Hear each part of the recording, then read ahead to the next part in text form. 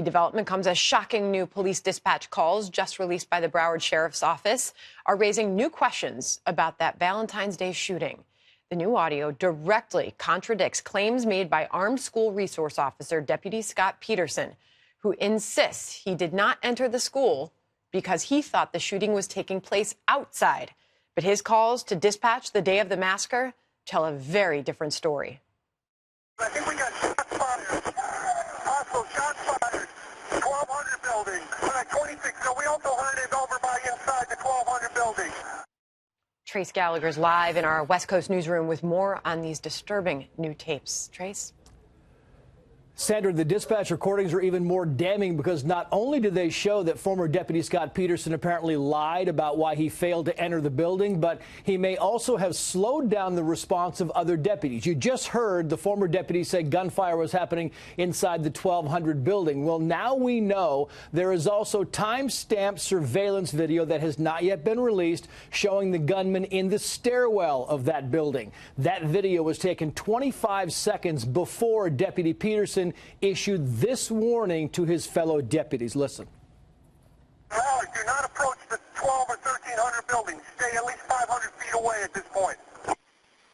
Stay away from 12 and 1300 buildings.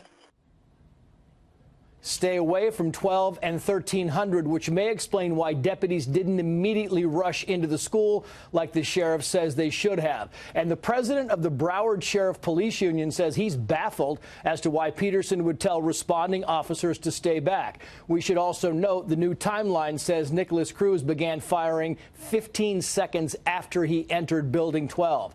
Meantime, after appearing before a judge, Cruz is now formally facing 17 counts of first-degree murder and 17 counts of attempted murder. He could be facing the death penalty. This comes as we learn Nicholas Cruz's adoptive mother contemplated signing over her parental rights after enduring his behavior problems for years. Those who know the family says Linda Cruz had trouble controlling both her sons. And today, Florida Governor Rick Scott signed Senate Bill 7026, better known as the Stoneman Douglas High School Public Safety Act, which tightens gun control and also allows some teachers to be armed. The GOP governor has said he is against arming teachers, but he also realizes during these times he needs to compromise. Finally, a Stoneman Douglas student shot 5 times has been put back into the intensive care unit because of an intestinal infection.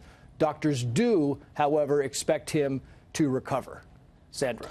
Trace, tough stuff. Thank you. Here now to respond exclusively, Broward County Deputy Sheriff Jeff Bell. He's also president of the Broward Sheriff's Office Deputies Association. Sheriff Bell, thank you for coming on with us tonight. Take us through your thoughts when you first heard this audio, as we are now hearing it tonight. Well, I'm shocked at the audio because the audio 100% contradicts what former Deputy Peterson said, that he did not know where the shots were coming from in the beginning, and that his lawyer even said in a press release that he thought the shots were outside. In his own words, he's describing where the gunshots are coming from, inside the 1200 building. He's calling that out multiple times. And then for the life of me, I cannot understand why he would tell the responding deputies to stay at least 500 feet away.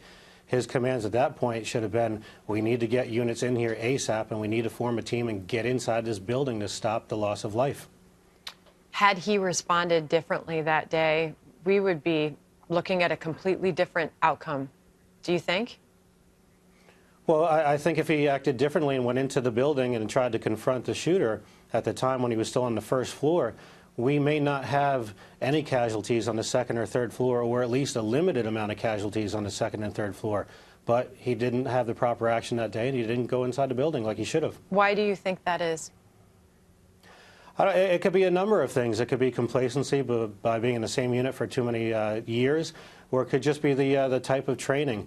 I mean, I've said it over and over again that we need to look at ourselves, learn from this incident, and possibly come up with new tactics.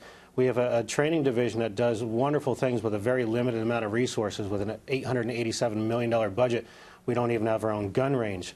But in instances like this, we're obviously overmatched with firepower. Mr. Cruz had an AR-15, and the first responding deputies there, they're carrying their sidearms on that.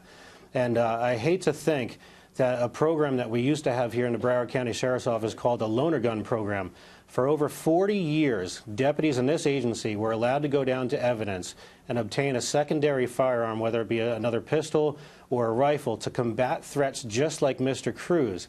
But this administration back in October 1st, 2016, decided they didn't want to give out guns that had no evidentiary value and were going to be destroyed in the ocean. And those weapons could have been put in the hands of the deputies that day to better confront situations like Mr. Cruz. Now, we filed a lawsuit against the sheriff's office and won that lawsuit. The problem is they're still not following the court order, and we're going to be soon taking them back to court on this. How is morale in your force right now after all of this? It's slowly deteriorating. There's no direction right now. There's grumblings of possible no confidence votes in the future.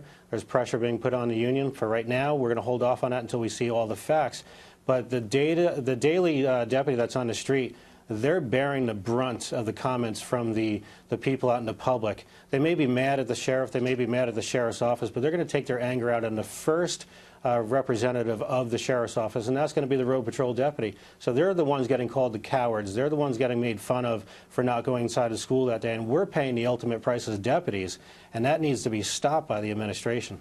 We need to come forward with all the information and let the public see it, and if we did wrong, we did wrong, but if we didn't, that's fine also. Sheriff, we thank you for coming on tonight with us. Thank you.